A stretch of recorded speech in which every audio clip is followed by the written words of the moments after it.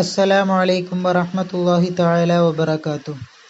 ഇന്ന് നമ്മൾ ചർച്ച ചെയ്യാൻ പോകുന്നത് 5ാം ക്ലാസ്സിൻ്റെ താരീഖ്, അഖ്ലാഖ് എന്നീ 2 വിഷയങ്ങളിൽ മുൻ വർഷങ്ങളിൽ വന്ന പൊതുപരീക്ഷയുടെ ചോദ്യപേപ്പറാണ്. അപ്പോൾ നമുക്ക് ഒന്നാമത്തെ ഭാഗം നോക്കാം. യോജിപ്പിക്കാം. അപ്പോൾ താഴെ 5ഓളം ചോദ്യങ്ങൾ നൽകിയിട്ടുണ്ട്. അപ്പം ഓരോന്നിനോടും യോജിച്ചത് ആ ബ്രാക്കറ്റിൽ നിന്നും എടുത്തെഴുതാനാണ് പറയുന്നത്. അപ്പം ആദ്യം നമുക്ക് ആ ബ്രാക്കറ്റിൽ ഉള്ളതൊന്ന് വായിച്ചു നോക്കാം. ഇഖ്ലാസ്, ഭയം, ചെറിയവരെ സ്നേഹിക്കൽ, കോപം, സംസാരം, കളവ് പറയൽ, തഖ്വ. അപ്പം ആദ്യം ഒന്നാമത്തെ ചോദ്യം നോക്കാം. സൽ സ്വഭാവത്തിൽ പെട്ടതാണ്. എന്താണ് അത്? യോജിച്ചത് ബ്രാക്കറ്റിൽ നിന്നുള്ളത് ഏതാണ്? ചെറിയവരെ സ്നേഹിക്കൽ. അപ്പം ചെറിയവരെ സ്നേഹിക്കലാണ് സൽ സ്വഭാവത്തിൽ പെട്ടത്. രണ്ടാമത്തത് അമൽ കൊണ്ട് അള്ളാഹുവിൻ്റെ പൊരുത്തം മാത്രം ഉദ്ദേശിക്കലാണ് ഇഖ്ലാസ്. അപ്പം ആ ബ്രാക്കറ്റിൽ നിന്നും ഇഖ്ലാസ് എന്നെടുത്ത് എഴുതി കൊടുക്കുക. ഇനി മൂന്നാമത്തത് മനസ്സിൻ്റെ രോഗമാണ് കോപം. അപ്പം ബ്രാക്കറ്റിൽ കോപം എന്നുള്ളത് എടുത്തെഴുതുക. ഇനി നാലാമത്തത് ആദ്യം ചിന്ത പിന്നെ സംസാരം. ആദ്യം ചിന്ത പിന്നെ സംസാരം എന്നുള്ളതാണ് അവിടെ എഴുതാനുള്ളത്. ഇനി അഞ്ചാമത്തത് അള്ളാഹുവിൻ്റെ പരീക്ഷണമാണ് ഭയം. അപ്പം അവിടെ ഭയം എന്ന് എടുത്തെഴുതി കൊടുക്കുക. ഇനി രണ്ടാമത്തെ ഭാഗം നോക്കാം. ശരി അടയാളപ്പെടുത്താം. അപ്പോൾ താഴെ 5ഓളം ചോദ്യങ്ങൾ നൽകിയിട്ടുണ്ട്. അപ്പം അതിന് ഉത്തരമായിട്ട് കുറച്ച് ഓപ്ഷൻസും 3ഓളം ഓപ്ഷൻസും നൽകിയിട്ടുണ്ട്. അപ്പം അതിൽ നിന്നും ശരിയായതിന് നേരെ മാത്രം എന്ത് ചെയ്യുക? ശരി അടയാളപ്പെടുത്തുക.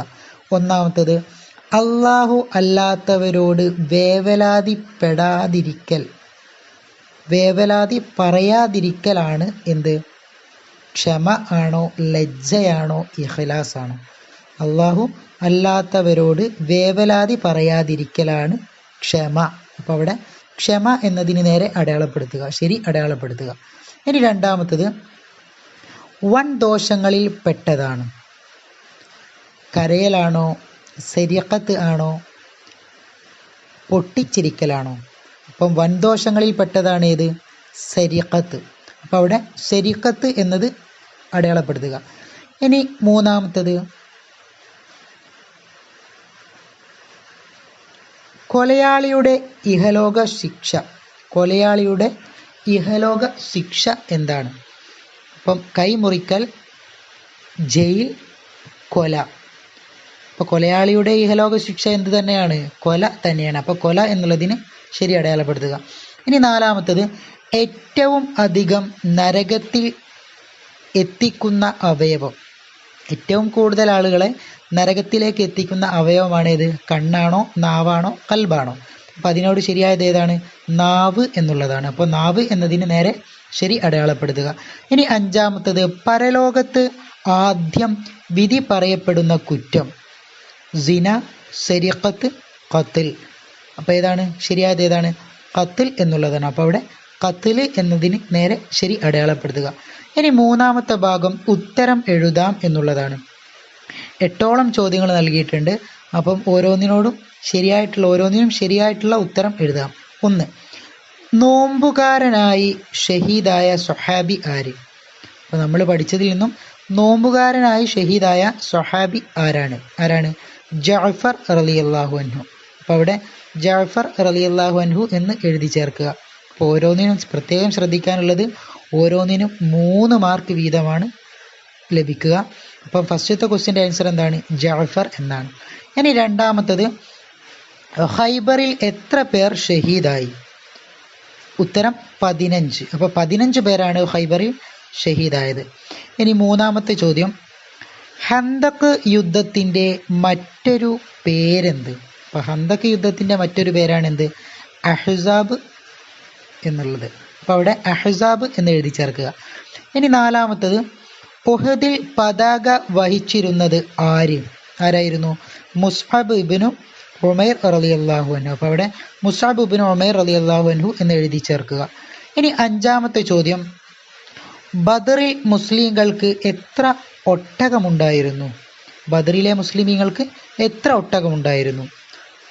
70. അപ്പോൾ അവിടെ 70 എന്ന് എഴുതി ചേർക്കുക. ആറാമത്തത് അസുവത്ത് എന്നാൽ എന്ത്? അസുവത്ത് എന്നാൽ എന്ത്? അതിൻ്റെ ഉത്തരം നബി തങ്ങൾ പങ്കെടുത്ത യുദ്ധം. അപ്പം നബി തങ്ങൾ പങ്കെടുത്ത യുദ്ധത്തിനാണ് എന്ത് പറയുക? അസുവത്ത് എന്ന് പറയുക. ഇനി ഏഴാമത്തത് പുരുഷൻ സ്വർണം ഉപയോഗിക്കുന്നതിൻ്റെ വിധി എന്ത്? എന്താണ്? ഹറാമാണ്. അപ്പോൾ അവിടെ ഹറാമ് എന്ന് എഴുതി ചേർക്കുക. എട്ടാമത്തത് നല്ല കൂട്ടുകാരനെ നബി ഉപമിച്ചു ആരോട്? അപ്പോൾ ആരോടാണ് അള്ളാഹു നല്ല കൂട്ടുകാരനെ ഉപമിച്ചത്? ആരോടാണ്? കസ്തൂരി വാഹകനോട്. അപ്പോൾ കസ്തൂരി വാഹകനോടാണ് നബി സല്ലല്ലാഹു അലൈഹി വസല്ലമ തങ്ങൾ നല്ല കൂട്ടുകാരനെ കൊണ്ട് ഉപമിച്ചത്. ഇനി നാലാമത്തെ ഭാഗം വ്യക്തമാക്കാം എന്നുള്ളതാണ്. അപ്പോൾ 5ഓളം ചോദ്യങ്ങൾ നൽകിയിട്ടുണ്ട്. അപ്പോൾ ഓരോന്നിനും വ്യക്തമാക്കിയിട്ട് ആൻസർ എഴുതുക. ഒന്നാമത്തെ നോക്കാം. പുരുഷന് സുന്നത്തായ വസ്ത്രം.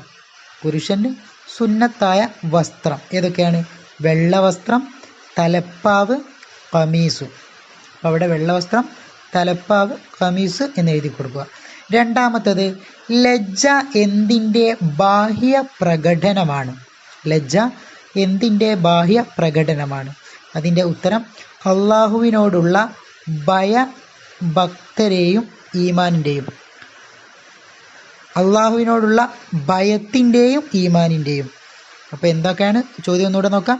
ലജ്ജ എന്തിൻ്റെ ബാഹ്യ പ്രകടനമാണ്? അള്ളാഹുവിനോടുള്ള ഭയത്തിൻ്റെയും ഈമാനിൻ്റെയും ബാഹ്യ പ്രകടനമാണ് ലജ്ജ. ഇനി മൂന്നാമത്തത് ഹുദൈബിയ കരാർ മൂലം മുസ്ലിങ്ങൾക്കുണ്ടായ നേട്ടങ്ങൾ. ഹുദൈബിയ കരാർ മൂലം മുസ്ലിമീങ്ങൾക്കുണ്ടായ നേട്ടങ്ങൾ എന്തൊക്കെയാണ്? നിർഭയം. അപ്പോൾ അവിടെ നിർഭയം, പിന്നെ ഖുറൈശികളുമായി ഇടകലരാനും അവരെ ഇസ്ലാമിലേക്ക് ക്ഷണിക്കാനും കഴിഞ്ഞു. അപ്പോൾ ഇതൊക്കെയാണ് ഹുദൈബിയ കരാറിനാൽ മുസ്ലിങ്ങൾക്ക് ഉണ്ടായ നേട്ടങ്ങൾ. ഒന്നേതാണ്? നിർഭയം, പിന്നെ ഖുറൈശികളുമായി ഇടകലരാനും അവരെ ഇസ്ലാമിലേക്ക് ക്ഷണിക്കാനും കഴിഞ്ഞു. ഇനി നാലാമത്തത് തബൂക്കിൽ യുദ്ധം വേണ്ടി വരാതിരിക്കാൻ കാരണം. തബൂക്കിൽ യുദ്ധം വേണ്ടി വരാതിരിക്കാനുണ്ടായ കാരണം എന്താണ്? റോമൻ ഭരണാധികാരി സന്ധിക്ക് തയ്യാറായി. റോമൻ ഭരണാധികാരി എന്ത് ചെയ്തു? സന്ധിക്ക് തയ്യാറായി.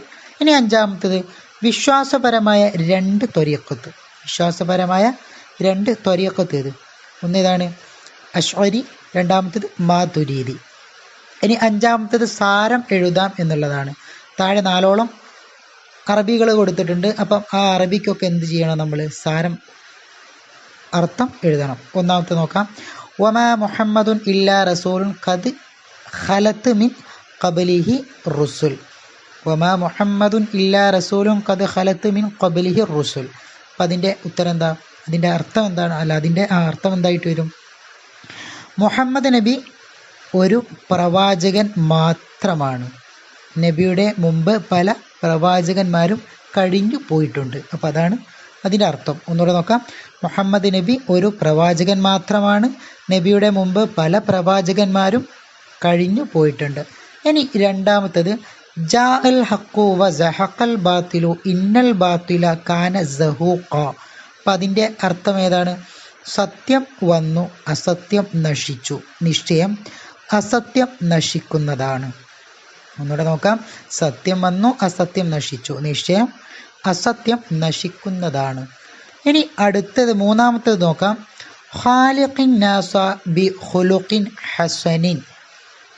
അതിൻ്റെ അർത്ഥം എങ്ങനെയാണ്? മനുഷ്യരോട് നീ സൽ സ്വഭാവത്തിൽ പെരുമാറുക. മനുഷ്യരോട് നീ സൽ സ്വഭാവത്തിൽ പെരുമാറുക. ഇനി നാലാമത്തത് ലാ യസ്നി സാനി ഹീന യസ്നി വഹുവ മുഅ്മിൻ. ലാ യസ്നി സാനി ഹീന യസ്നി വഹുവ മുഅ്മിനുൻ. എന്താണ് അതിനർത്ഥം? യഥാർത്ഥ മുഅ്മിനായ നിലയിൽ ഒരാളും വ്യഭിചാരം നടത്തുകയില്ല. അപ്പോൾ വ്യഭിചാരം നടത്തുന്നവൻ ആരല്ല? യഥാർത്ഥ മുഅ്മിനല്ല എന്നർത്ഥം. യഥാർത്ഥ മുഅ്മിനായ നിലയിൽ ഒരാളും വ്യഭിചാരം നടത്തുകയില്ല. ഇനി ആറാമത്തെ നോക്കാം. പൂർത്തിയാക്കാം. അപ്പോൾ 3 ചോദ്യങ്ങൾ നൽകിയിട്ടുണ്ട്. അപ്പോൾ അതൊക്കെ എന്താക്കണം, പൂർത്തിയാക്കിയിട്ട് എഴുതണം. ഒന്നാമത്തത് ലാ ഈമാന ഡാഷ് ലഹു. അപ്പം അതെങ്ങനെ വരും? ലാ ഈമാന ലിമൻ ലാ ഹയാ ലഹു എന്ന് വരും. ഇനി അടുത്തത് രണ്ടാമത്തത് ലഅല്ലി ലാ അൽഖാക്കും ബഅദ ആമി ഹാദാ. അപ്പോൾ അവിടെ ലാ അൽഖാക്കും ബഅദ ആമി എന്ന് എഴുതി ചേർക്കുക. ഇനി മൂന്നാമത്തത് മൻ കാന യഅബുദു ഡാഷ് ഖദ് മാത. അപ്പം അതിൻ്റെ പൂരിപ്പിച്ച് എഴുതുമ്പോൾ എങ്ങനെ വരും? മൻ കാന യഅബുദു മുഹമ്മദൻ ഫ ഇന്ന മുഹമ്മദൻ ഖദ് മാത എന്ന് വരും. ഇനി അവസാനത്തെ ഭാഗം ഏഴാമത്തതാണ്.